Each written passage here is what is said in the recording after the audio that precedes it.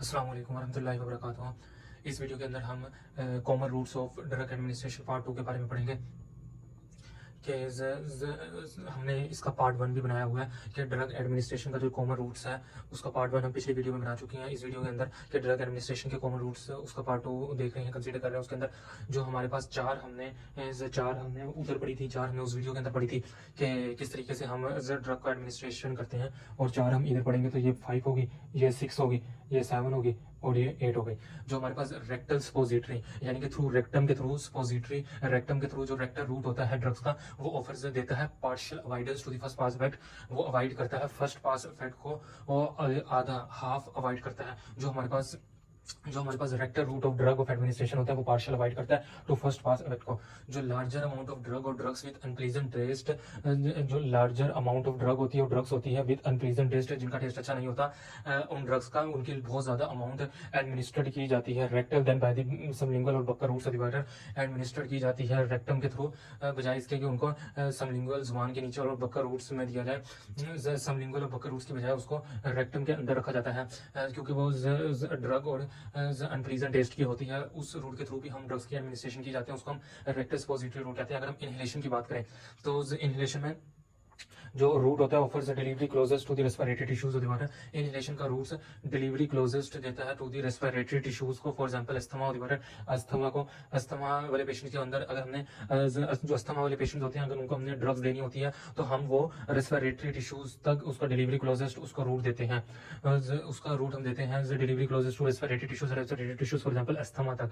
ये usually very rapid absorption होती है। For example for anaesthetic gases होती है, इनहेलेशन की वेरी रैपिड एब्जॉर्प्शन होती है। For example for anaesthetic gases के लिए जो एनेस्थेटिक गैसेस के लिए होती है यूजुअली वेरी रैपिड एब्जॉर्प्शन होती है।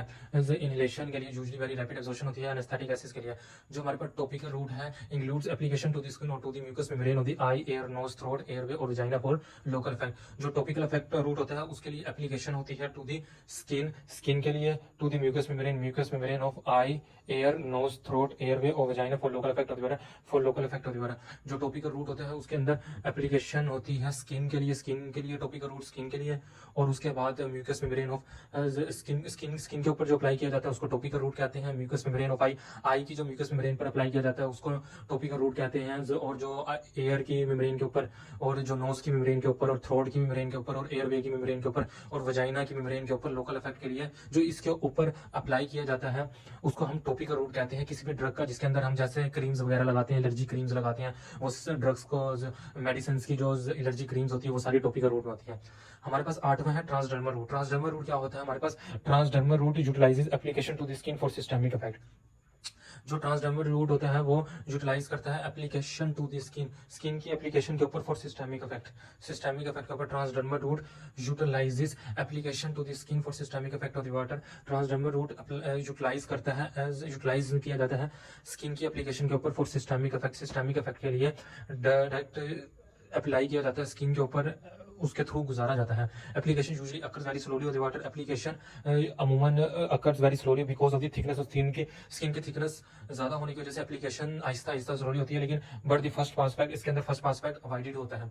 हम इस सारे टॉपिक को हम समराइज कर लेते हैं। जो हमने part 1 common routes of drug administration की पार्ट 1 बनाई थी वो वाली वीडियो के अंदर, और ये वाली वीडियो है पार्ट 2 उसके अंदर हम उसी को कंटिन्यू कर रहे थे कि common routes of drug administration कौन कौन सी होती है। इसके अंदर एक रेक्टल स्पोजिटरी आ जाता है, इनहेलेशन आ जाता है, टॉपिकल और ट्रांसडर्मल आ जाता है। इसके अंदर रेक्टल रूट जो होता है वो ऑफर्स पार्शियल अवॉइडेंस करता है टू फर्स्ट पास इफेक्ट को।